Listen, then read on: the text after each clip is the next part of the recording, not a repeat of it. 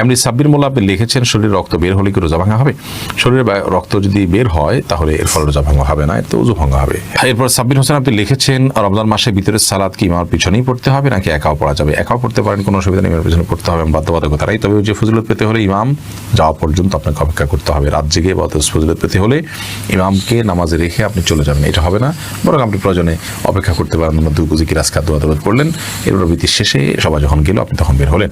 মিফতাহুল জান্নাত এর থেকে আপনি লিখেছেন সর্বনিম্ন কত নগদ অর্থ বা স্বর্ণ থাকলে যাকাত ফরজ হয়? দেখুন, এটা যেহেতু স্বর্ণ এবং রূপার উপরে নির্ভর করে, এই জন্য স্বর্ণ এবং রূপার মূল্য যেহেতু উঠানামা করে, এই জন্য ফিক্সড অ্যামাউন্ট বলাটা জটিল।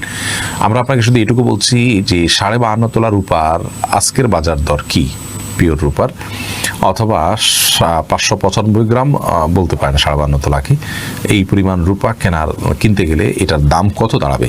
যেই টাকাটা এটার দাম হবে সেই পরিমাণ টাকা আপনি এর টাকার যদি আপনি মালিক হন, তাহলে সেই টাকা যদি আপনার কাছে 1 বছর থাকে তার উপর আপনার জাকাত আসবে, আদারওয়াইজ আপনার উপরে জাকাত আসবে না।